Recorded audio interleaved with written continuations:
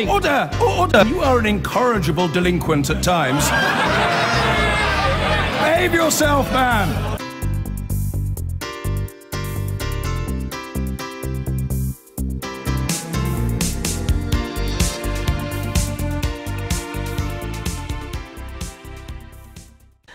On the campaign trail, Labour have today turned their attention to the NHS with a promise to suspend closures of hospital services, including A&E and maternity units across England.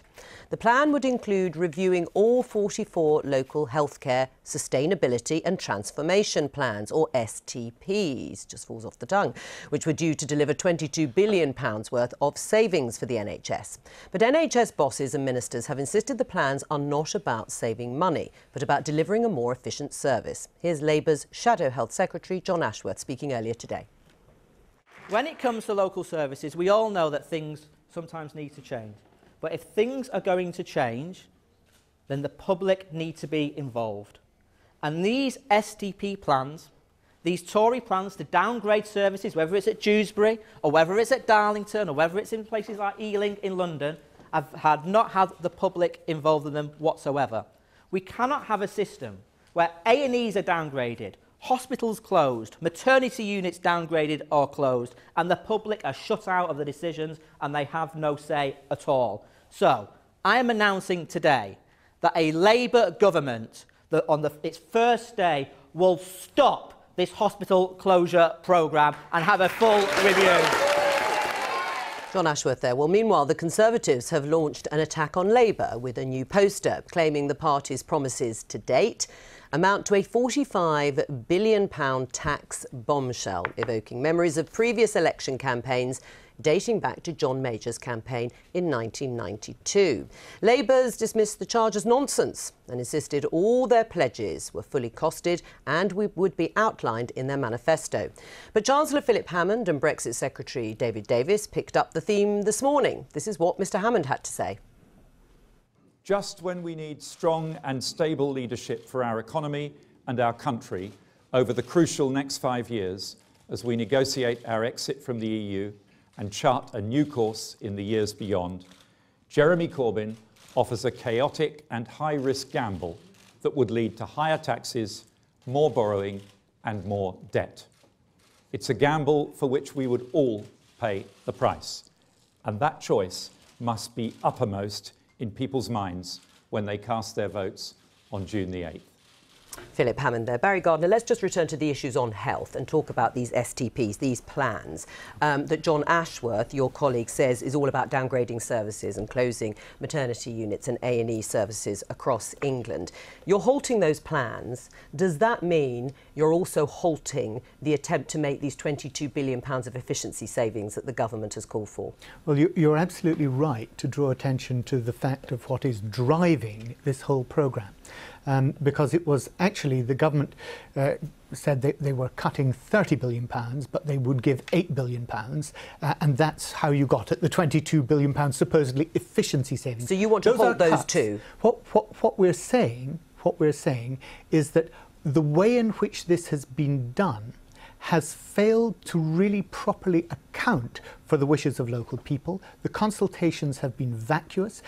What we've seen, and actually I would challenge Margot to tell us what the statutory basis of these STPs is, because actually they're not a body that is established. They have no specific title except for they are a footprint. They are called, the STPs are called a footprint. That means they are accountable to nobody through the democratic We'll put that process. to Margot Jones, but just to be clear, as you say, efficiency savings, the government calls them, you are calling them cuts to those services. Well, they are. And you would halt them. What we're saying is we want to make those savings. Of course we want to... You said they were cuts, but you want to make those We want cuts. to make any savings that we can, which are genuine efficiency savings. All right, well, but what is driving this programme is the money, not the health need. And it's local people that must be involved in determining that health need and how it's then catered for. Right, well, let's go through that point by point. There are plans in these health plans that have been put forward to downgrade services, aren't there, including A&E departments and maternity services? No, these plans are all about putting services on a more sustainable and safer footing. And I want to just take issue with what John Ashworth was saying. Hang on, but just before that, because we need to be fair to our viewers here, you say there are no plans in any of these papers that have been put forward at a local level to downgrade any services or close any hospital units. Well, there might be plans to involve the closure of certain units in order to put the overall service in an area on a more sustainable footing. In the Black Country, where I represent, we've had some improvements to patient care and hospital safety by consolidating certain services in one particular hospital or another. And if I might add, Joe, there's an awful lot of services that are currently delivered in hospitals which would be far better for patients if they were delivered in the community. And do they have public support? And there's been a consultation. What form did the consultation If I take? could just finish what I'm saying, these plans are not Tory plans, as you heard in that film. They are plans that have been developed within the NHS. They have the blessing of independent health think tanks like the King's Fund. The independent medical director of the NHS is right behind them. This is not something that should be party political, and it's certainly not something that the Conservative Party has set up. These are NHS plans to make the service more sustainable over the long term. And isn't the point, Barry Gardiner, that nobody wants to see services closed or shut or downgraded in their local areas, but that there are perfectly sensible plans to actually move services around so that, yes, you may have to travel a little bit further, but you cannot have every single small medical NHS unit offering every single treatment to people across the country? In my own area in North West London, we have, and as a Labour government, we did precisely that. We saw the point of centralising trauma. We put that in one hospital, trauma care, in Northwick Park Hospital, and it's worked very well. And isn't that what these STP plans are doing? And the public supported it. Here, what you have is this is being driven by unaccountable bodies, and in fact in North West London you have Hammersmith and Fulham refusing even to participate in the STP. I thought doctors, local medical staff were on these STPs. The hospital, Hammersmith and Fulham, yes, and the whole of the Ealing local authority is saying they will not participate in the STP because it isn't taking account of local need and local wishes. All right, well, we want to democratise the process. Let's just talk about the money, because the NHS, as you know, is a very big issue. It always is in election campaigns. And Labour have proposed a series of, for many people, would be very popular proposals. They want a pay increase for NHS staff. They want to put into law the mandatory minimum number of staff per patient and funding training for health professionals. Would you back those proposals?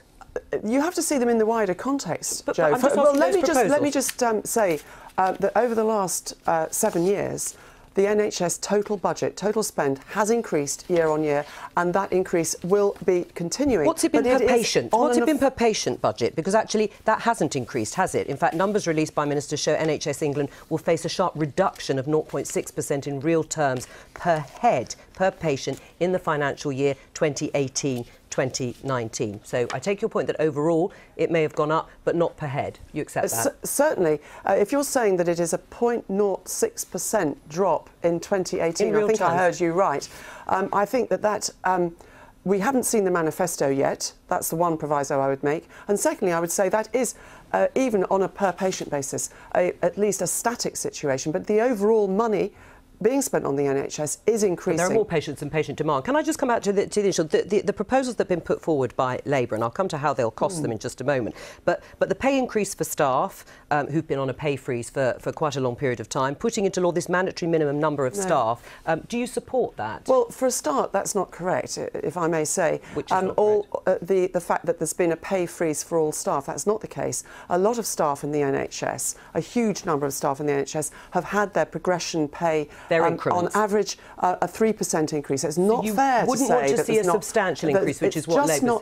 Well, I want to see an affordable increase. And if you look at Labour's plans, as the advert that you put up that the Conservative Party is introducing today, they are totally uncosted and unaffordable and leave a huge black hole. Well, how much will it cost, Barry Gardner? How much will those things that I've just listed, about a substantial, you used the word substantial pay increase for staff, putting into law the mandatory minimum number of staff per patient and funding training, how much does that cost? Let me tell you, the nurses' bursaries will come out of the...